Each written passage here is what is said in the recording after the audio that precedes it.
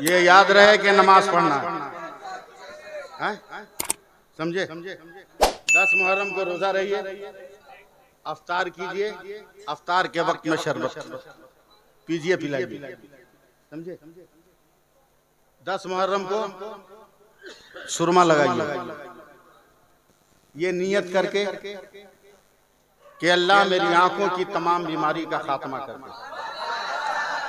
मेरे नबी की हदीस पाक है, जो 10 मुहर्रम को सुरमा लगाएगा साल भर उसके आंख में कोई बीमारी नहीं होगी। 10 मुहर्रम को घूमिए मत, घूमिए मत। अगल बगल कोई यतीम का बच्चा हो तो प्यार से उसके सर पे हाथ रख दीजिए। मेरे सरकार कहते हैं, जो 10 मुहर्रम को किसी यतीम के सर पे हाथ रखेगा, मैं कयामत के दिन उसके सर पे अपनी चादर रख दूंगा, अपनी चादर रख दूंगा, समझे? इसलिए 10 मुहर्रम का एहतमाम कीजिए, औरों की तरह नहीं, इस्लाम की तरह, गैरों की तरह नहीं, अपनों की तरह। खूब रो रो कर दुआ मांगे। 300 बरस के बाद हजरत आदम अलैहिस्सलाम की दुआ 10 मुहर्रम को कबूल हुई थी। मियाँ बीवी बिछड़ गए थे, 300 बरस के बाद 10 मुहर्रम को मुलाकात हुई। 10 मुहर्रम को सिर्फ या हुसैन या हुसैन या हुसैन, उछल कूद खेल तमाशा है। 10 हुसैन, 10 मुहर्रम को पानी को गौर से देखो, इसलिए कि 10 मुहर्रम की तारीख पानी का भी जन्मदिन है, दाना का भी जन्मदिन है, सूरज का भी जन्मदिन है, चांद का भी जन्मदिन है, आसमान का भी जन्मदिन। ये सब याद नहीं रहे। लाठी फंसा के, लुढ़क के, उसकी गंजी में वो सर घुसा दिया, उसकी गंजी में बोलेगा या हुसैन। पागलपंती का नाम या हुसैन नहीं है, अक्ल और खिरत के साथ इस्लाम को समझने का नाम हुसैन है, समझे? डॉक्टर इकबाल ने एक शेर बहुत पहले कहा था, ये शहादत गहे उल्फत में कदम रखना है, ये शहादत गहे उल्फत में कदम रखना है, लोग आसान समझते हैं मुसलमान होना, समझे? इसलिए पक्का मुसलमान बनिए, पक्का बनिए। अल्लाह ताला फजल फरमाए।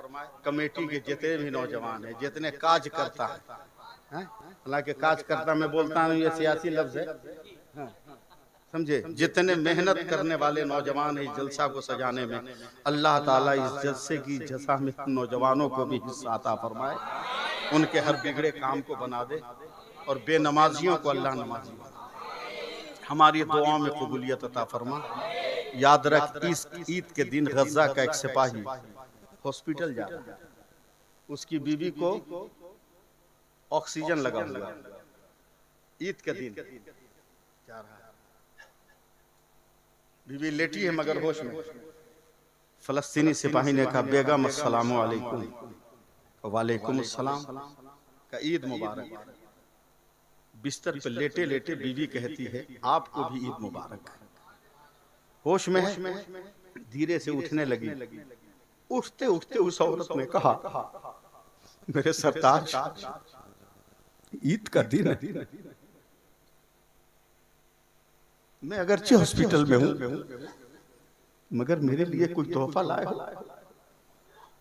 उस मुसलमान सिपाही का रोआ रोआ कांप गया, मुंह को अपने हाथों से ढक के कहता, बेगम तोहफा तो नहीं लाया हूं, मगर एक खबर लाया। कब बोलो? कहा, भी चंद घंटे पहले हमारे तीनों बेटे मैदान जंग में शहीद हो गए। कुर्बान जाओ उस औरत के हौसले पर।